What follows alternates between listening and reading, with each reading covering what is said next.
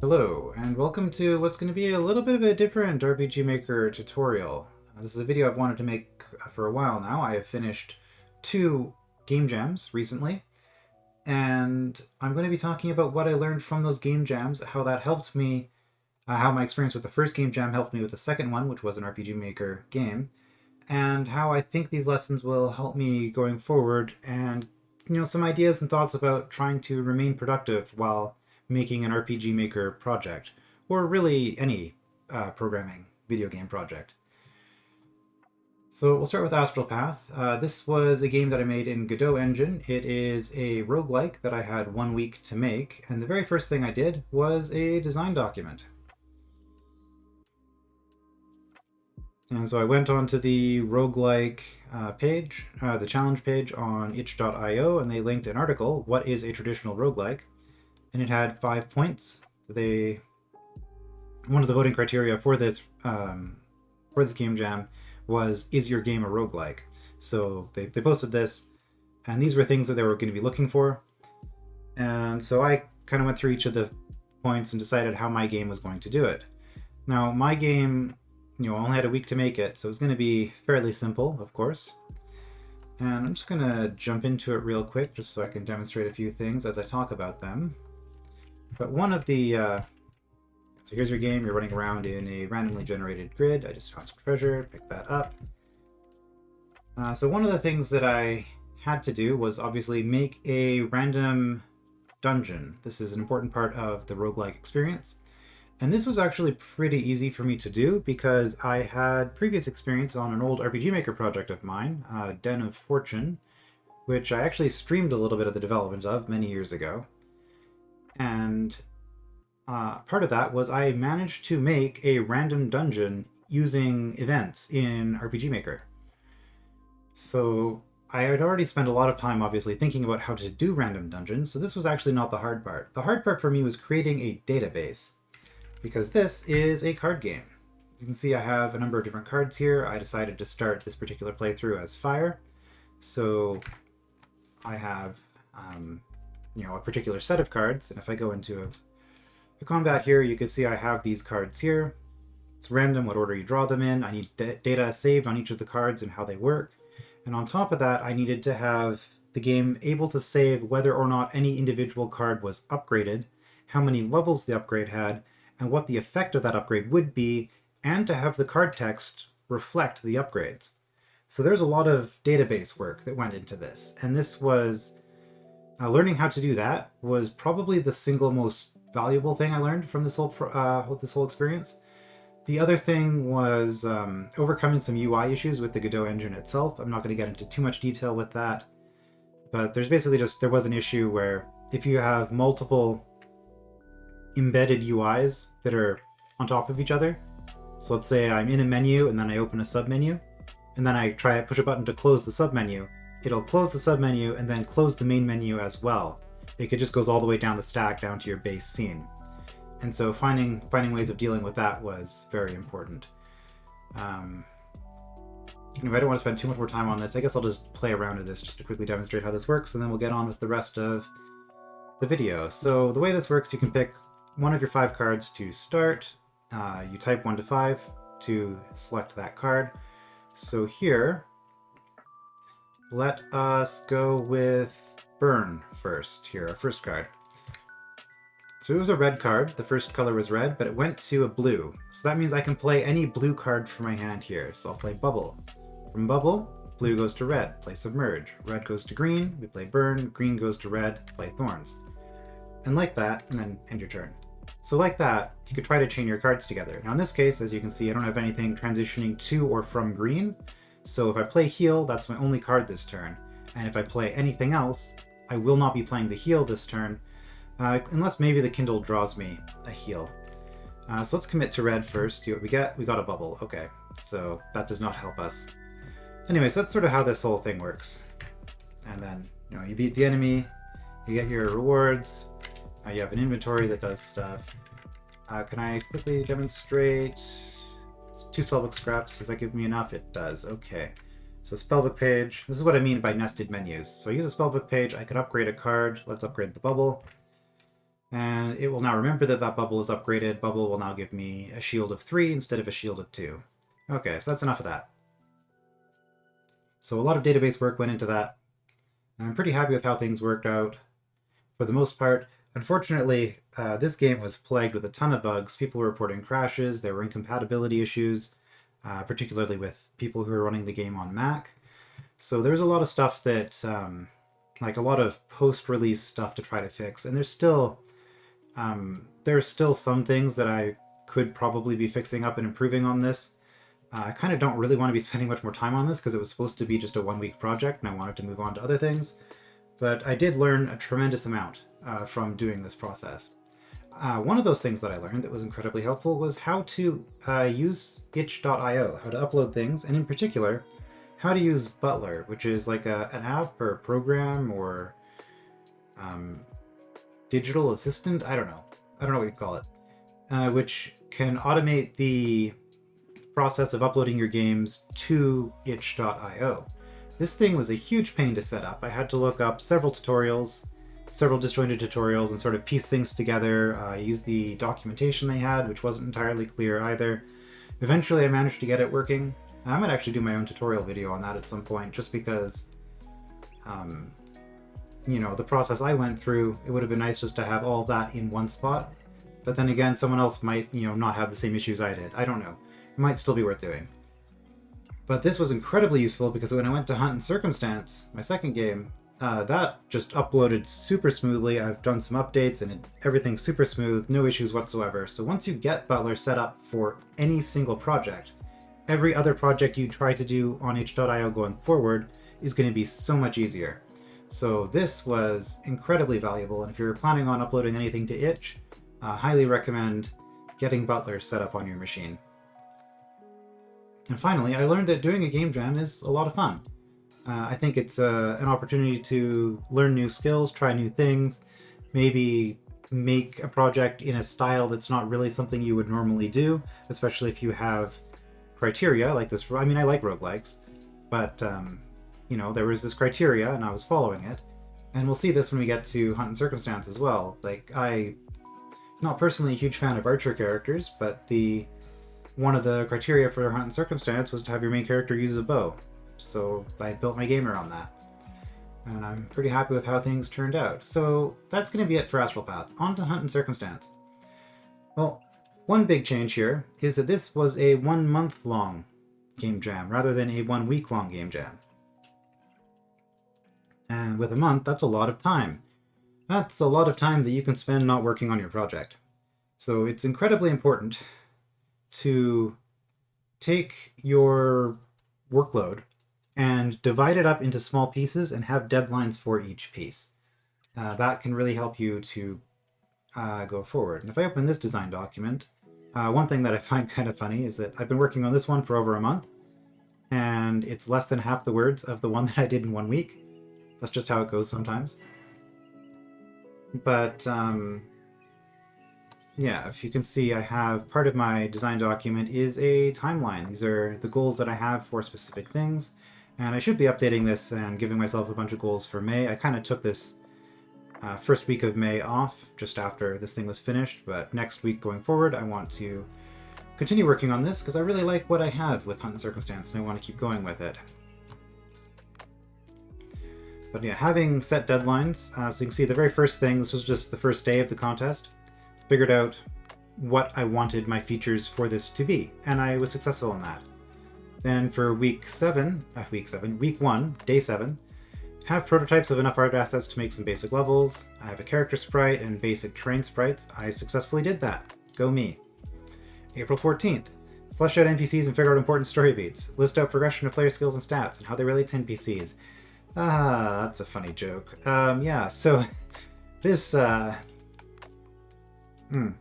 mean, technically, I guess I kind of did this. I have a couple of sheets of paper that I wrote down a bunch of notes on, and I have since uploaded most of those into the design document in various ways, but none of this exists in-game in any form whatsoever. This was all just design stuff.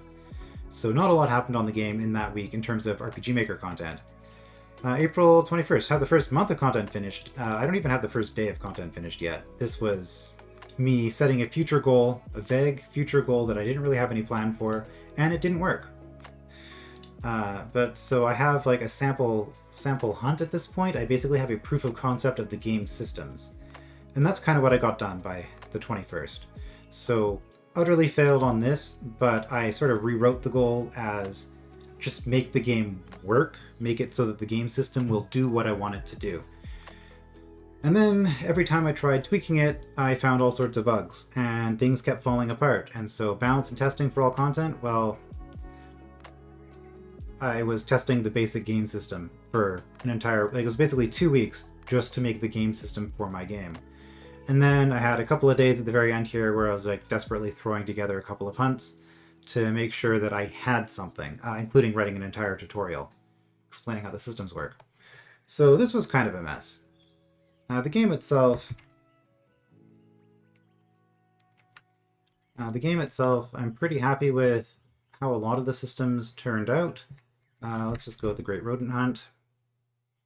Hunt target is the Great Rodent. So we have here, these are all custom graphics that I made in that time. I can run around. I can shoot arrows at people, and it has an effect. So this is, again, the character using a bow.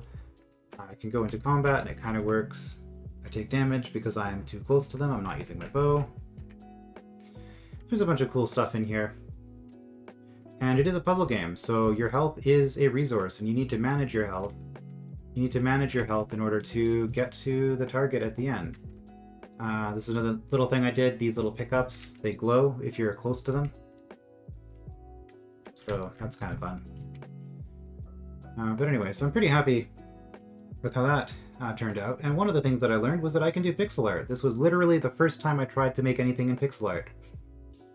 Unless you count those circles and triangles, I guess, from Astral Path. So I learned not only can I do pixel art, but I don't hate doing pixel art, which is something I thought I would hate. I've always sort of had this issue with art in general, where it's one of those things that I want to be able to do, but I don't want to invest the time it will take in order to be able to do it. And I learned that I don't actually hate the process of doing art. What I hate is the process of starting to do art. And so if I'm in the middle of doing sprites, it's fine, I can keep working on them for hours. But if I'm just sitting at my computer and I need to start working on a sprite, that's the hard part. That's the obstacle you need to get over.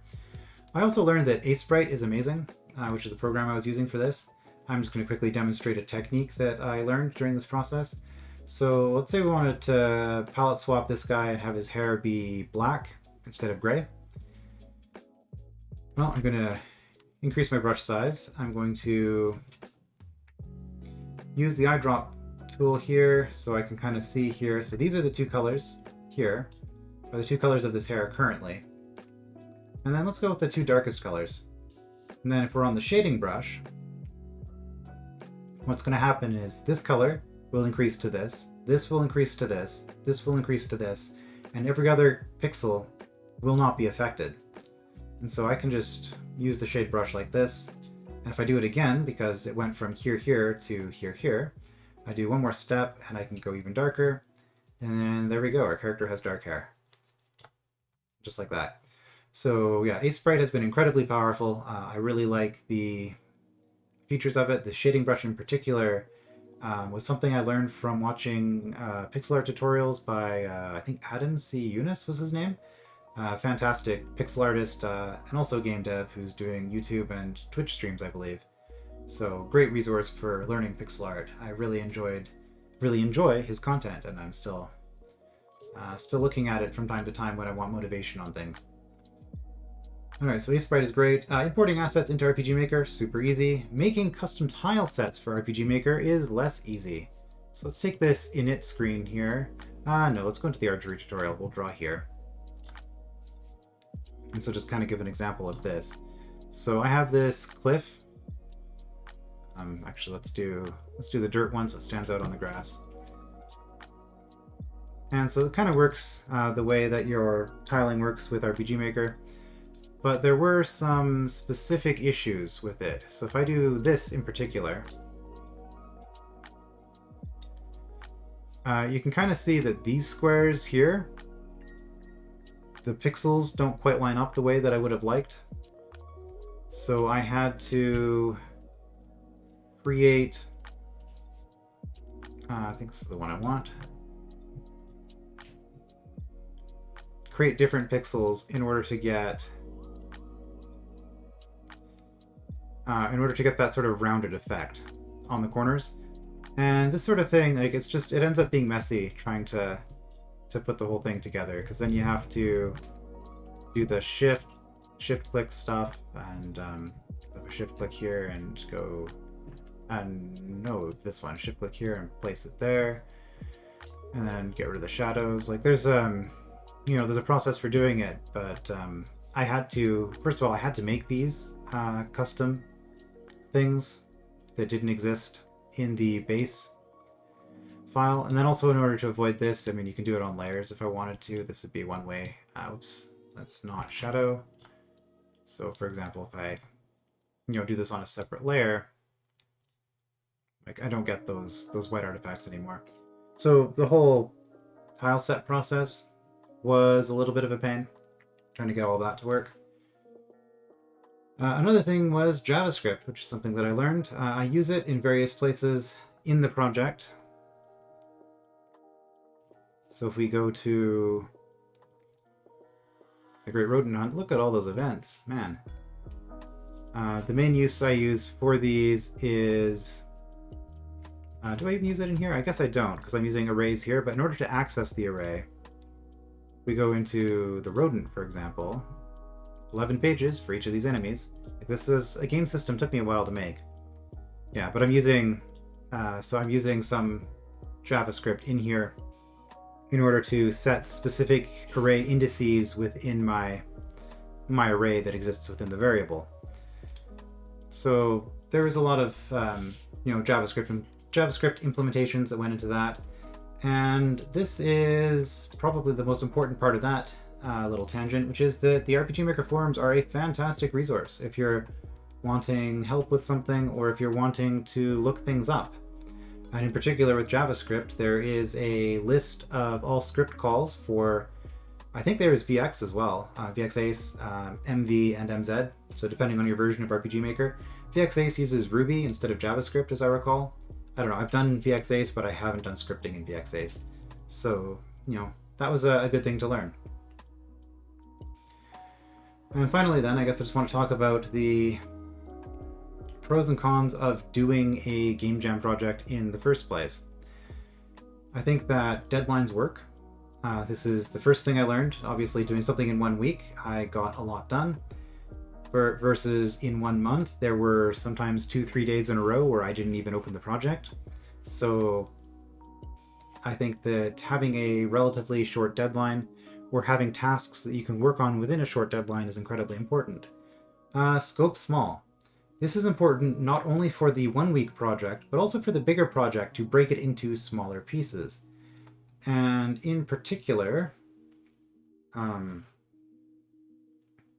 having the scope be not what you want the final game to be, but what you want to have done within a certain time period, I think.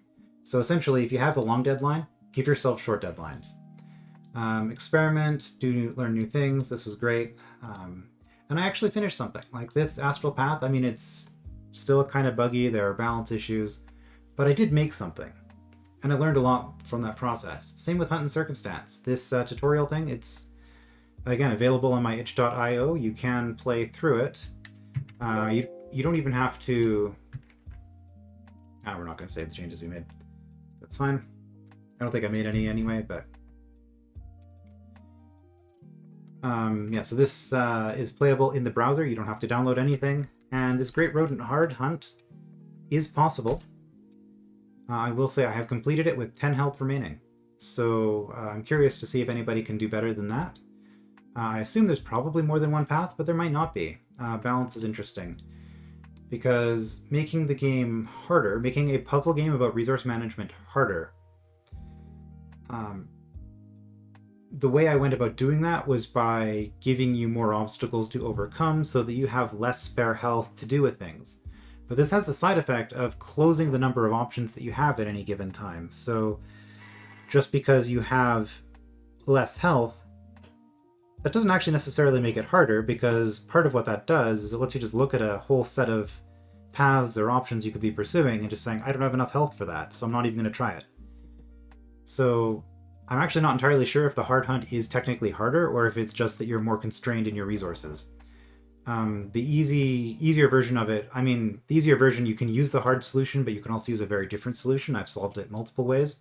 So I guess it's easier in that sense, but coming up with the hard solution, I don't know how hard it would be to actually find relative to the normal one. Anyway, that's just kind of a random other tangent there.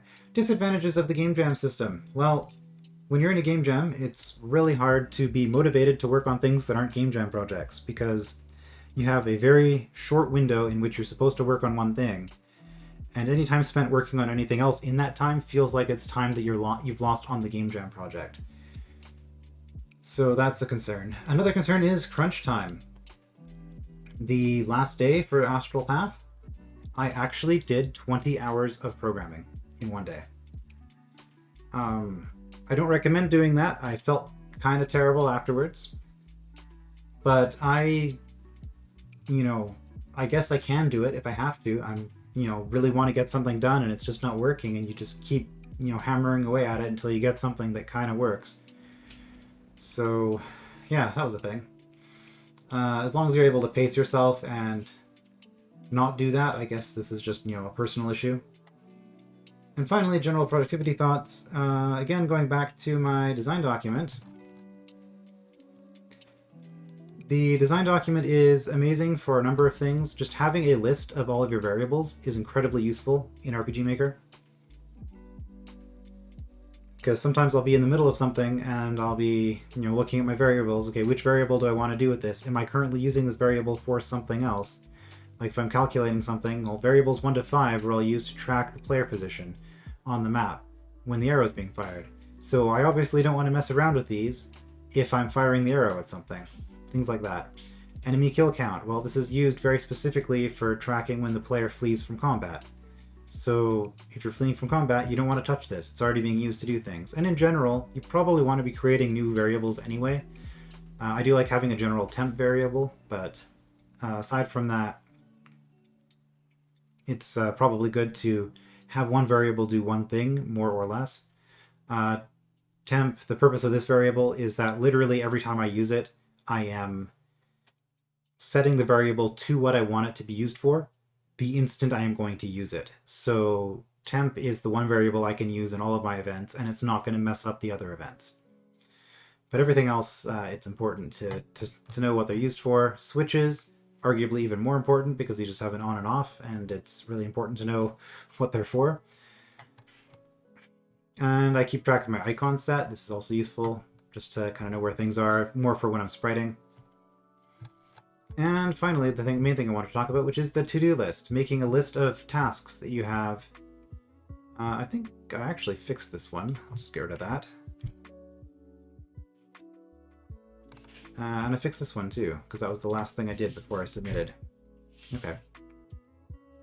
Yeah, keeping track of your tasks. And one thing that's really important about this is going back to motivation. I have a whole bunch of things here that I could be working on. If I don't feel like working on anything in particular, I can open this document, look at this list, and then pick the thing that looks the easiest, or looks like it'll take the shortest amount of time, least amount of effort, or the thing that looks most interesting, that I most want to work on in this moment.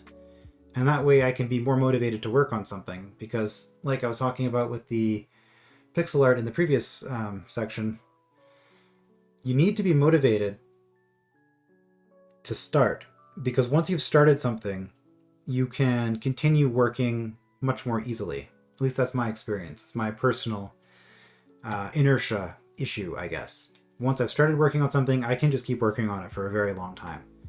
But until I've started working on it, I'm not really able to do that, obviously. And it's just that first step that's the hardest.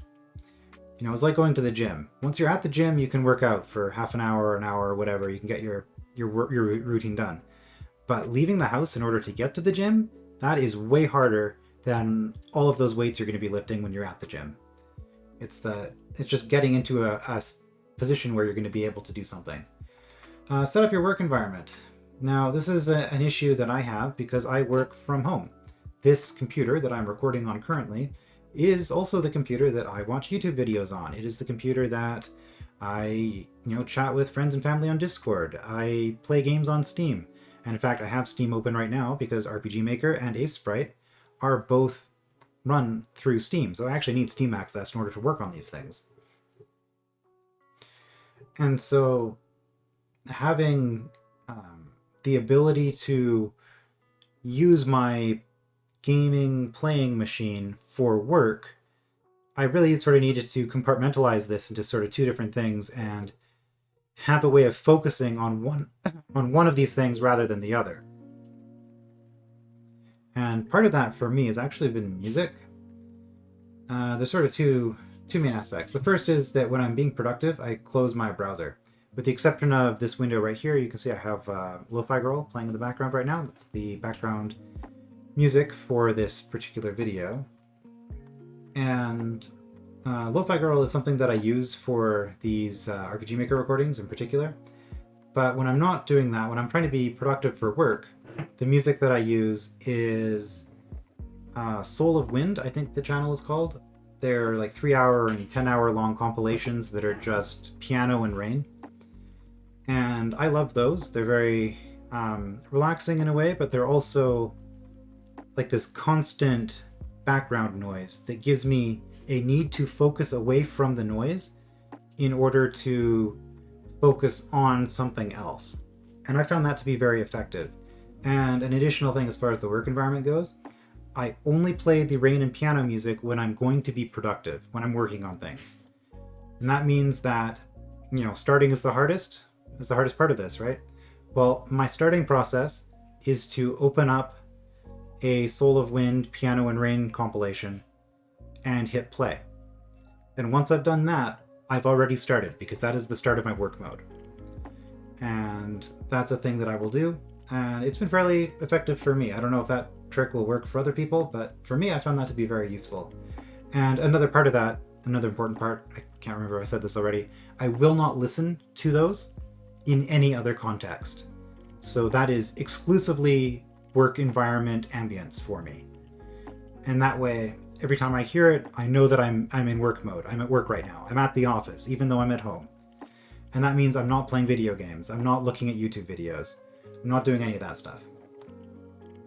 And final productivity thought, something that was also helpful for me, was the idea of community.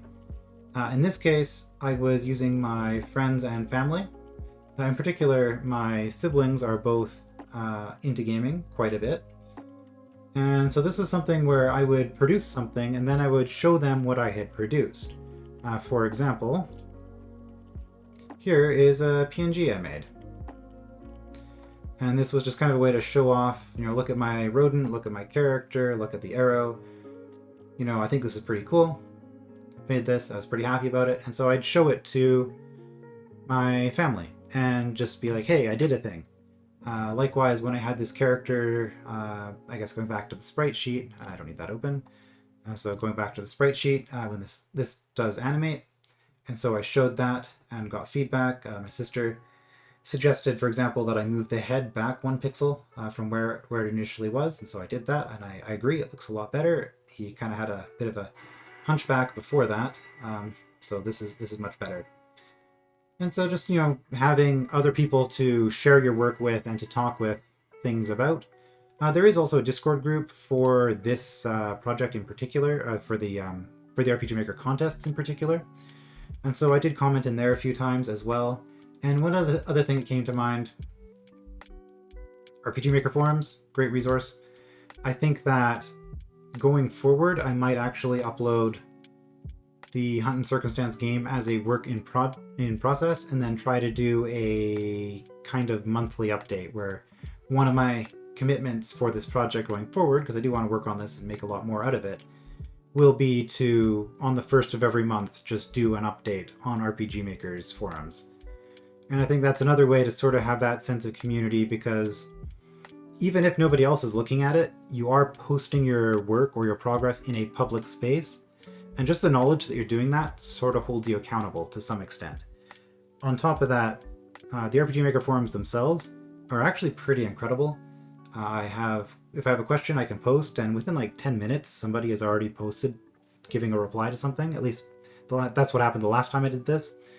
And in general, if I'm looking through the general help topics and just click on something random from the past couple of posts, there's usually half a dozen people who've already replied with their thoughts or opinions or giving feedback on something.